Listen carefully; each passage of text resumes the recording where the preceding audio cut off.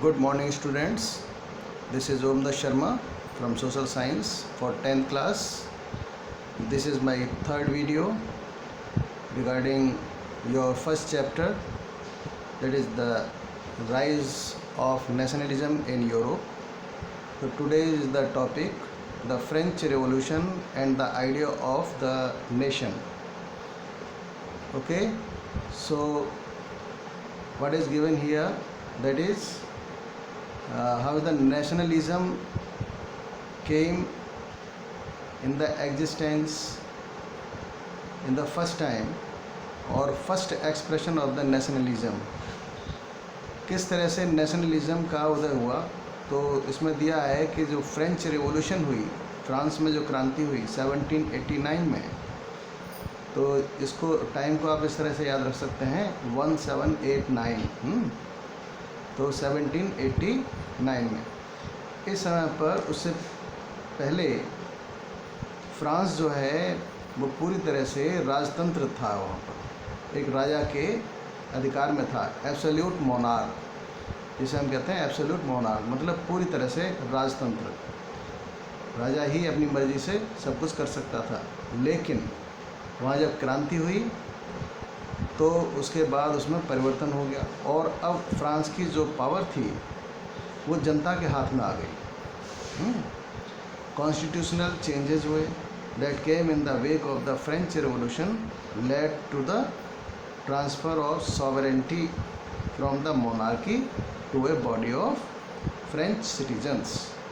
तो ये जो मोनार्की यानी राजतंत्र की जो सत्ता थी, अब वो परिवर्तित होकर के बदल के वहाँ के फ्रेंच जो नागरिक थे, फ्रांस के जो नागरिक थे, अब उनके द्वारा बनाई हुई संस्था के हाथ में आ गई थी।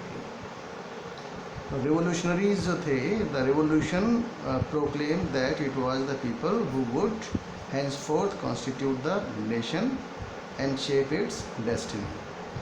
और वो वहाँ जो है क्रांतिकारियों ने ये घोषणा कर दी कि अब हम जो हैं फ्रांस के लोग इस देश की, यानी देश का जो भाग्य है उसका निर्माण करेंगे। इसका क्या स्वरूप होगा ये हम तय करेंगे। संविधान के अनुसार किस तरह से देश चलेगा इसका निर्णय हम करेंगे। क्लियर।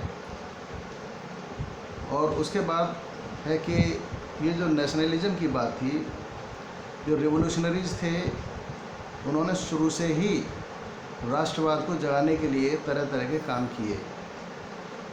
और उन कामों में सबसे पहले तो ये था कि बहुत से उपाय जिसे हम कहते हैं, तो जैसे सभी को इकट्ठा करना शुरू किया उन्होंने, है ना, सभी लोगों को एकत्रित करना शुरू किया, संगठन बनाना शुरू किया। फ्रेंच लोग जो हैं वो ये विचार लेकर के कि भाई ये जो फ्रांस है वो हमारे, यानी जैसे हम कहते हैं ना मातृभूमि, वो कहते हैं पितृभूमि। तो ला पात्री, द फादरलैंड, एंड ले सिटोइन यानी द सिटीजन। इस बात पर उन्होंने जोर दिया कि सभी जो नागरिक हैं वो सब समान हैं, इक्वल हैं, है ना, और सभी को जो है संविधान के अनुसार बराबर का अधिकार मिला हुआ है, इस बात पर जोर दिया। New French flag, the try colour, उन्होंने जो है एक फ्रांस का नया तिरंगा बनाया, क्योंकि पहले जो राजा का जो झंडा था उसको बदल करके उन्होंने एक फ्रेंच फ्लैग तैयार किया। ठीक है। और इसके बाद वहाँ पर जो है क्रांति के बाद में द एस्टेट्स जनरल का निर्माण किया, क्योंकि ये जो नेशनल असेंबली थी, नेशनल असेंबली का उन्होंने नया नाम दिया एस्टेट जनरल, ध्यान रखना। तो इसमें कौन थे ज़्यादातर? Active citizens. एक्टिव सिटीजन्स कौन से कहलाते थे? जिन्हें वोट डालने का अधिकार होता था। ये 9th क्लास में आपको बहुत अच्छी तरह समझाया गया था कि एक्टिव सिटीजन्स कौन से हैं और पैसिव सिटीजन्स कौन से हैं। समझ में आ गया? तो उन्होंने जो है वहाँ पर नए जो हैं वो गीत तैयार किए, भजन तैयार किए, शपथ ली गई जो बहुत से हमारे उस समय पर वहाँ के जो देशभक्त थे, जो शहीद हुए थे, उन्हें याद किया गया देशभक्ति की भावना को जगाने के लिए, है ना। और वो सारे के सारे काम जो हैं वो देश के लिए, देश के नाम पर किए जाते थे। एक केंद्रीय जो एडमिनिस्ट्रेशन सिस्टम था उसको रखा गया, जिसमें उन्होंने बताया कि भाई सभी के लिए जो कानून है वो बराबर हैं, uniform laws for all citizens. जो भी टेरिटरी के अंदर हैं, जो राज्य के अंदर हैं, वो सभी जो उनके लिए एक जैसा समान कानून है, क्योंकि उससे पहले जो कानून थे वो अलग अलग लोगों के लिए अलग अलग थे।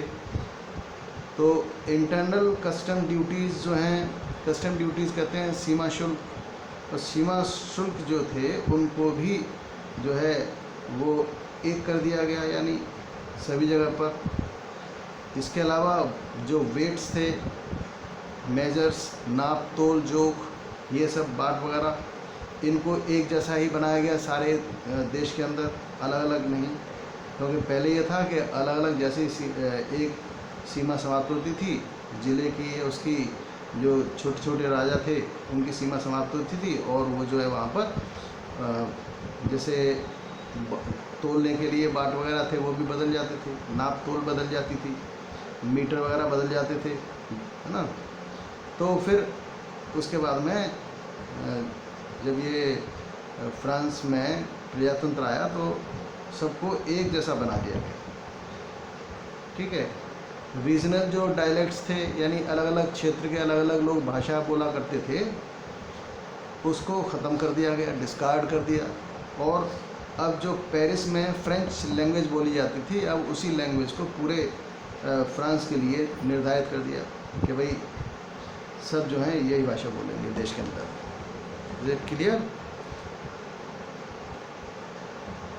तो इसके बाद क्या हुआ, तो जो रिवोल्यूशनरीज थे अब उन्होंने सोचा कि हमने अपने देश को तो स्वतंत्र करा लिया, अब ये हमारा मिशन है, ये हमारा अभियान है, हमारी ड्यूटी है, हमारा कर्तव्य है कि हम जो दूसरे यूरोप के देश हैं जहाँ राजा अपनी मनमानी करते हैं, डेस्पोटिज्म जो शब्द है इसका मतलब है निरंकुशवादी, है ना, जिन पर कोई अंकुश नहीं होता, जिन पर कोई नियंत्रण नहीं होता दूसरे किसी का, तो अपनी मर्जी से राजा जो हैं चाहे कितना भी अत्याचार करें कोई उनसे कुछ कह नहीं सकता।